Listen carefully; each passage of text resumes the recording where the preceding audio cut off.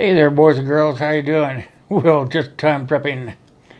Hey, I was gonna go outside and do this today, but I'm not going out there. It is cold, almost like wintertime, 37 degrees. So, guess we'll just do the video for today and inside where it's nice and warm. I was reading an article, and it kind of hit close to home. Says how just in time prepping is a prepping channel, So I watch a lot of videos having to do with it, and I actually read a lot about it too. So sometimes when things hit close to home, I just start thinking, well, I better pass this information along. Okay, so here's what I came up with. I read this article and it made a whole lot of sense to me, so maybe it will to you, and if it doesn't, maybe it'll just kind of keep banging on the back corner back there until it does. I got my notes right here, and we're going to go over things that you can relate or that you can learn from the homeless people. If the grid were to go down, if we were to be shtf, if what do they call that, all hell breaks loose, we could learn a lot from homeless people because they have to deal with many SHTFs just about daily, sometimes hourly if you think about it. So I was reading this article and I said, I think I will just pass this information along to my subscribers and see what they can come up with for it as well. And so I am sitting here at the kitchen table. I can see that I'm a little bit dark here. I hope you guys can see okay, but I'm going to sit down for this video anyway. Just kind of deal with it, I guess. This light here could go down a little bit, I guess. That's not too much better. But anyway, let's get on with this. And what we'll do is we're going to go over 11 topics that homeless people already do that they learn to survive with. Let me get a drink of water here. Coffee, actually.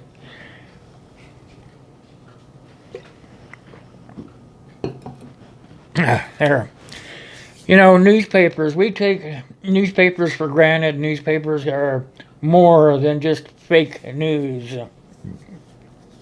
They can be used for such things, and we get this from the homeless folks. It can be used for fire starter. It can be used for bedding. Can be used for insulation, and it can even be used for pillows.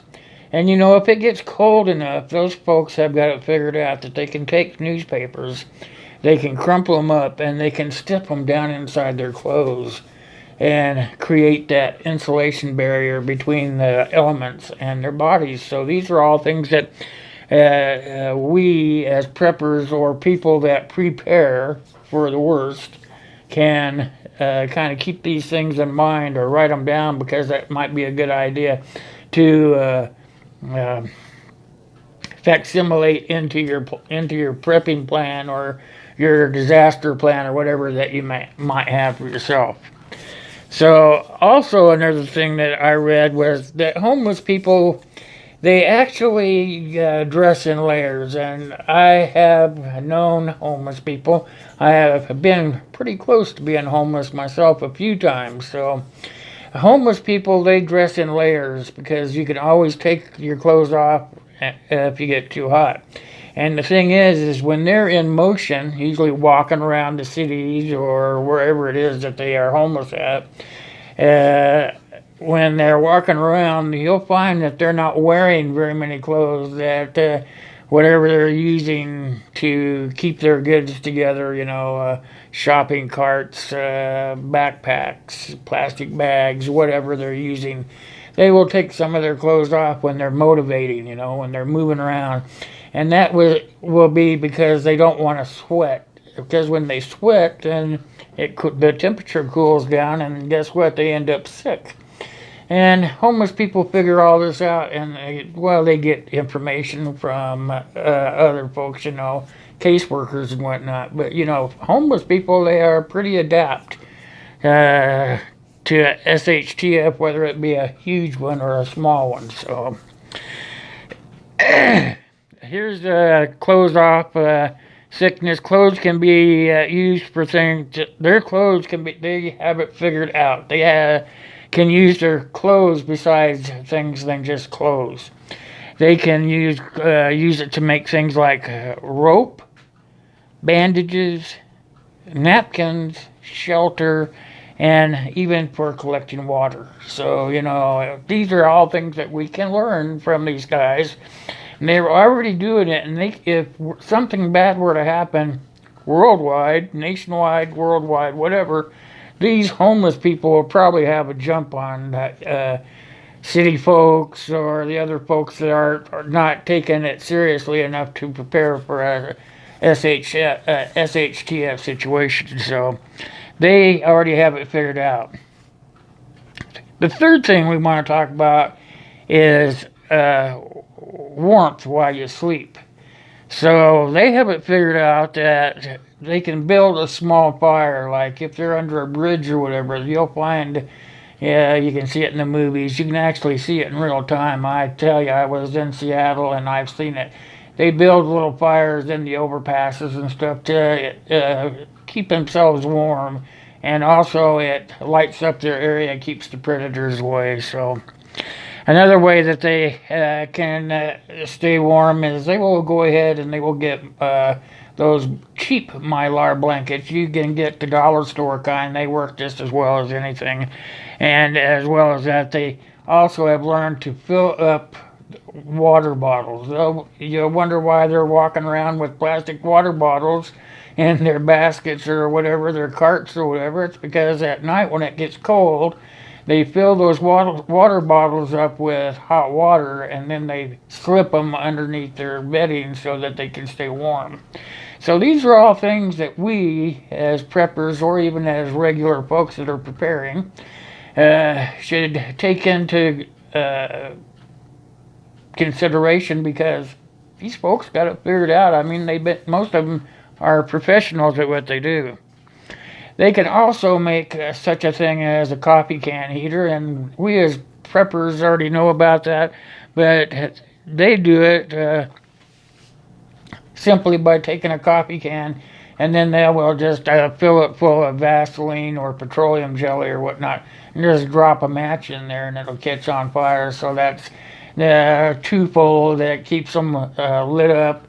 They can cook on it. They can stay warm. These are all things that they've learned to adapt to, So another thing that we have to talk about is hygiene. Now, they can't just run to the shower and take a shower every time, but there are showers available for them, but they have to be able to adapt to what if there wasn't no shower. So what they have done is they have found a way to repurpose baking soda, and they use it as a deodorant.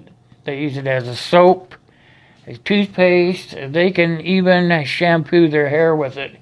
So, these folks are thinking, and it's all good stuff to know, So these are things that they are taking care of their hygiene with, is simple things such as baking soda.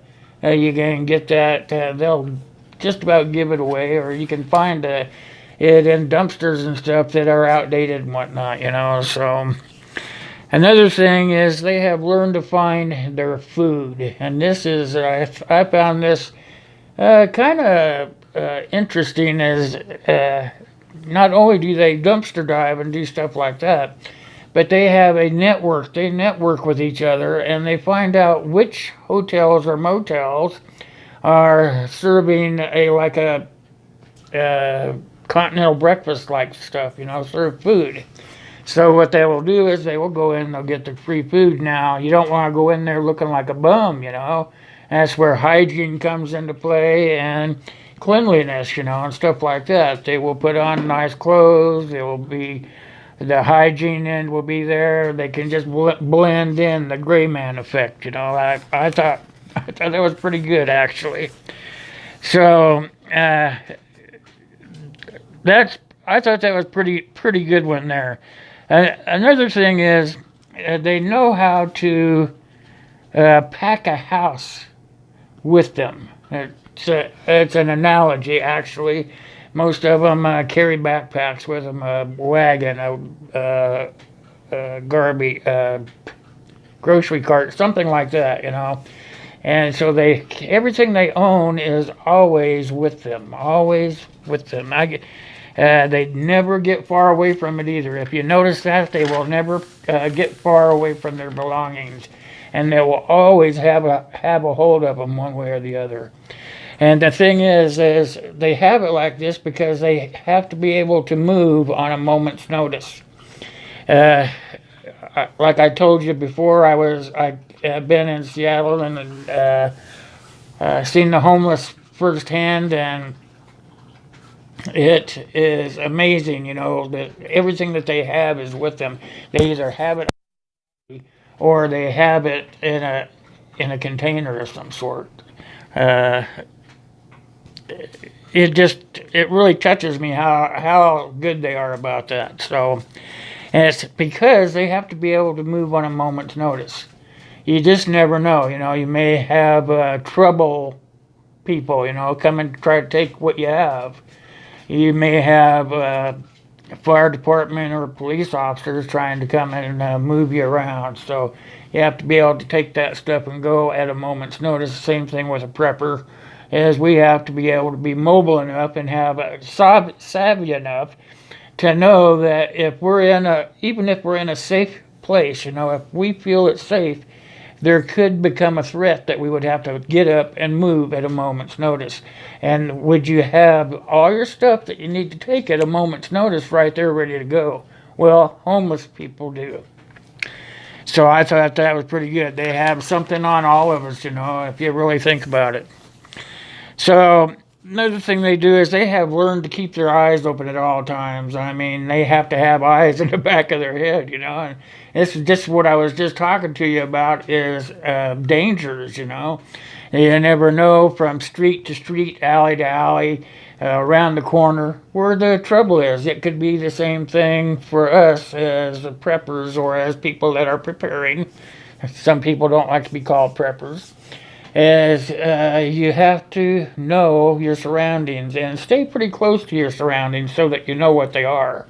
But if you get shoved, you're going to be shoved outside your surroundings. Then you have to be prepared to be able to move swiftly until you can find another place that will be safe for you to stay and possibly set up another camp. So there's always familiar ground. We talked about that. Another thing is it's hard for them to not be depressed, you know, but there are a lot of people that are homeless get depressed. They have anxiety issues, PTSD, some of them are like that. And I'm not saying any of that is bad, you know, these are things that we have to live with. But on the other side of it, we have to be able to teach ourselves and others to be in a positive thought. Because if you were to stay in a depressed state, then you're going to end up making mistakes for one thing, or possibly getting to where you may want to just end everything, you know. God forbid that should happen, but it could happen. So that's the last thing I want to talk about. Strategy. They all have an escape strategy. So, you know, that's just something for us as the preppers and preparers to have a backup strategy. Even though you feel safe and think you'll be safe and where you're at, always make sure you have a backup strategy. That is very important. Without a backup strategy, where are you going to go? You're going to make a mistake. You're going to go the wrong direction, something like that. So always have a backup strategy. These are 11 things that you can learn from homeless people. Homeless people do this every day. They do it every day. They do it every minute. They do it every hour. You know, they do it and they're good at it. We have to learn to do the same thing. Okay, we're into it. That's what I have for you for today. I hope you got something out of it. It was all good stuff.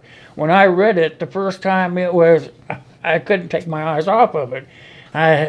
These people are so much like us. And so anyway, I just want to say that. And I'm gonna be putting that one video for the 2K push. I'm going to put it in my playlist. There's going to be one video in there, and it will be for the 2K push. And the name of the playlist will be the 2K push. And it will be pretty easily. So make sure that you put your answers to the questions and your VRs in that playlist, okay? It will be at the playlist. It will be labeled 2K push. So that's what I really wanted to tell you guys. When I upload this video, I will, oh, I already did it. Darn, yeah, I already did it. That video is already in there and waiting for you guys. So get in there and answer the questions for the push so that you're in the contest, and do the VR. If you do the VR, you get an extra entry into the contest. So get in there and do that for me, okay? And I really enjoy doing all this for you guys, and you guys know I love you to death. So I've gone past my time, darn it. Oh well. As usual, it's God bless you, God bless me, God bless USA. Till next time, I'll catch you on the tube.